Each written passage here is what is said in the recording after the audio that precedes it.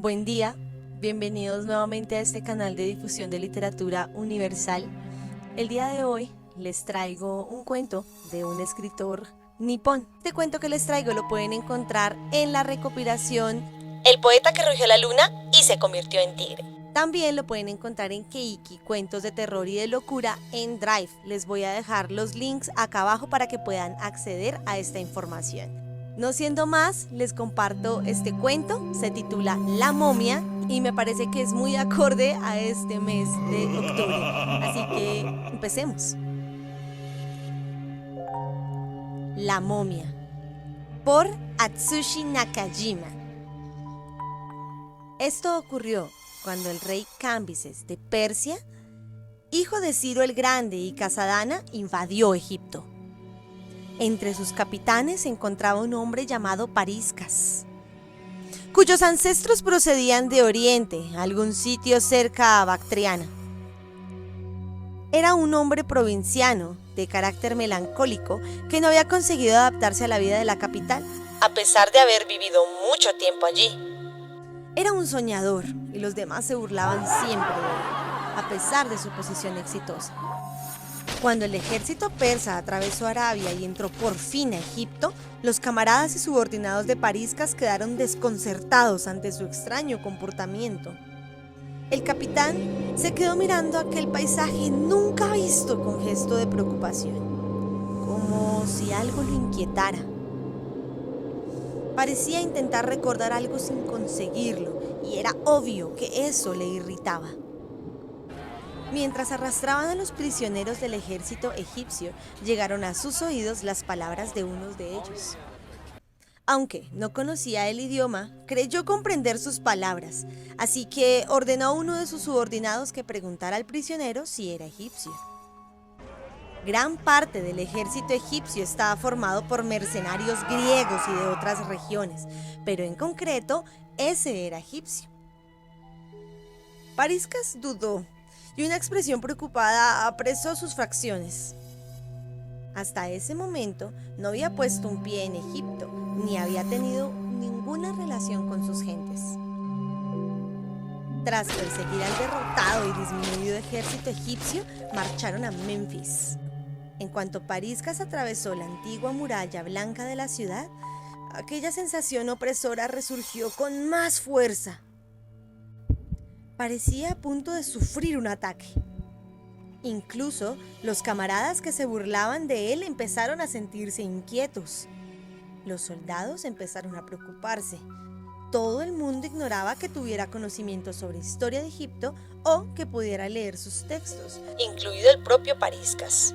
En aquella época, el señor de Pariscas, el rey de Cambises, había comenzado a sufrir ataques de locura. Obligó a Psamético, el faraón de Egipto, a beber la sangre de un toro antes de asesinarlo. No quedó satisfecho con eso y pensó en descuartizar el cadáver de Amosis, el anterior monarca que había fallecido medio año antes.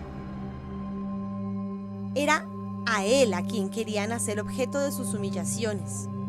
Reunió un grupo de hombres y se dirigió a Sais, donde estaba su mausoleo. Cuando llegaron, ordenó que buscaran su tumba y encontraran su cuerpo y se lo llevaran. Como si hubieran sabido lo que iba a ocurrir, los egipcios habían escondido la tumba del faraón Amosis con gran cuidado. Los oficiales persas tuvieron que abrir una a una todas las tumbas, tanto las del interior como las que habían a las afueras de la ciudad de Sais. Mientras los demás se concentraban en hacerse con las muchas joyas, adornos y muebles enterrados con las momias de la aristocracia egipcia, Pariscas pasaba el día de sala en sala con una expresión deprimida. En algunos momentos, un tímido rayo de sol atravesaba de repente las nubes de ese cielo nublado para alumbrar su oscura expresión, pero esa luminosidad desaparecía de inmediato y el capitán volvía a su habitual estado lúgubre y nervioso. Era como si algo estuviera atrapado en su alma, algo que se negaba a salir. Una tarde, después de varios días inspeccionando el lugar, Pariscas se aventuró hasta una de las tumbas subterráneas más antiguas. No se había dado cuenta de que se había alejado de sus compañeros, ni sabía en qué parte de la ciudad se encontraba esa tumba. Se sentía como si acabara de despertar de un sueño, ya que se había encontrado de repente en el interior de aquella tumba vieja y oscura. No había ninguna explicación. Los sarcófagos estaban abiertos y sus tapas arrojadas de cualquier manera. Habían varios ushepti tirados por el suelo. Al parecer, alguno de los soldados persas ya había saqueado aquel lugar. El olor del polvo viejo atacó con frialdad su nariz. En la oscuridad, al fondo, sobresalía una gran escultura de un dios con cabeza de halcón que lo observaba con dureza. En los murales cercanos encontró extraños dioses con cabezas de animales formando una fila. Había rinocerontes, cocodrilos y garzas reales. También un ojo gigantesco que no tenía cara ni torso, pero del que brotaban piernas y brazos. Pariscas empezó a acercarse casi sin ser consciente de ello. Después de 5 o 6 pasos, tropezó. Al bajar la mirada para ver con qué se había topado, descubrió una momia a sus pies. Sin pensarlo mucho, la levantó en sus brazos y la dejó junto a uno de los dioses. No era más que una momia corriente, igual a todas las demás que había visto sus días hasta hartarse. De repente, vio la cara de la momia y un sudor frío recorrió su espalda. No podía apartar la mirada, no podía moverse, era como si un imán lo atrajera. ¿Cuánto tiempo estuvo allí? En el interior de la momia se estaba produciendo un cambio extremo. Los elementos que constituían su cuerpo, todo lo que había debajo de su piel, comenzó de inmediato a resumar espuma. Hervía como el experimento en un tubo de ensayo de un químico de épocas posteriores, y cuando la ebullición se detuvo, Pariscas sintió que la esencia de su cuerpo había cambiado. la calma que sentía era absoluta. En ese momento supo que era lo que tanto le había inquietado desde su llegada a Egipto. Ese sueño de la noche anterior que al despertar siempre estaba a punto de recordar. De eso se trataba. Dijo en voz alta sin poder evitarlo. Yo era esa momia, no cabe la menor duda. Cuando Pariscas pronunció estas palabras, los labios de la momia parecieron relajarse. Era como si hubiera estado esperando una señal. Una luz alumbraba con claridad el rostro de la momia, que se podía ver a la perfección.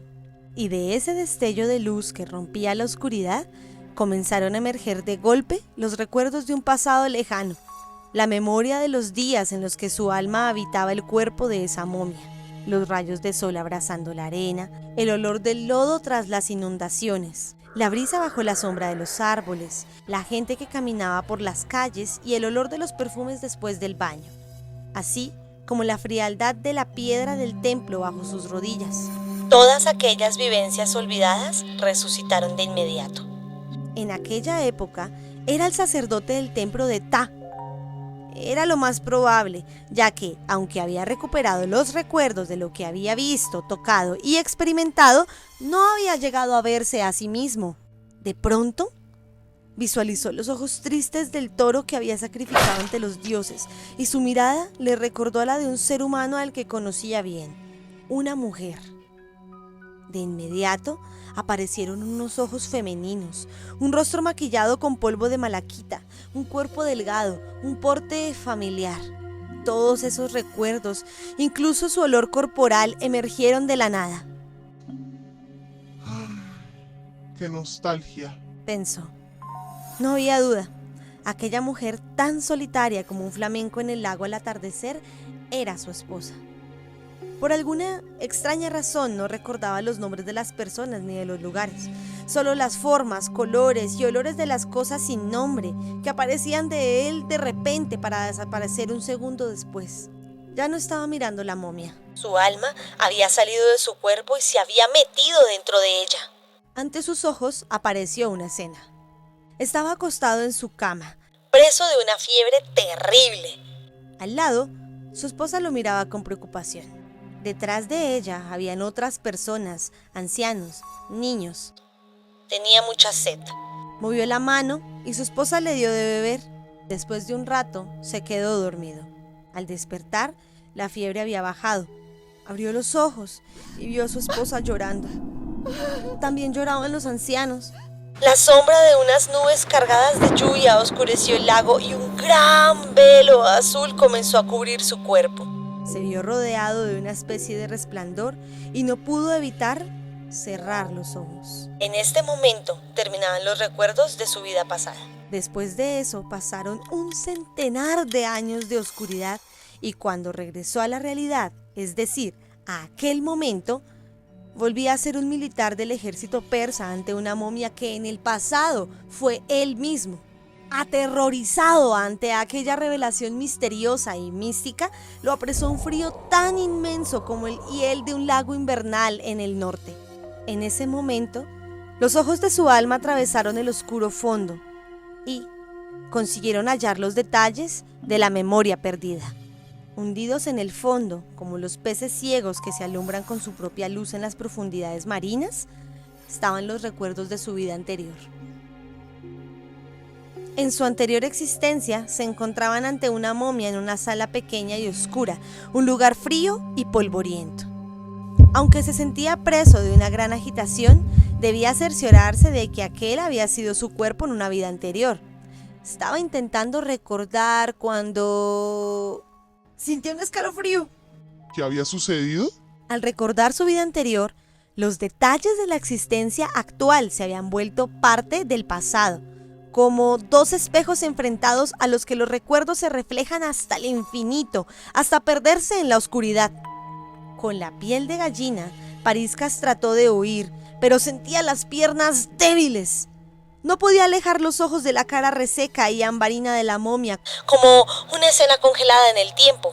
Al día siguiente, los soldados encontraron a Pariscas abrazado a la momia en el suelo de la vieja tumba subterránea. Cuando recuperó la conciencia, empezó a delirar y a mostrar indicios claros de demencia. No hablaba en persa, sino en egipcio. Muchísimas gracias por ver este video hasta el final. Recuerden darle like, suscribirse, compartirlo. Pueden dejar en la cajita de comentarios sugerencias de cuentos para que los pueda retomar en unos siguientes videos. Muchísimas gracias, chao.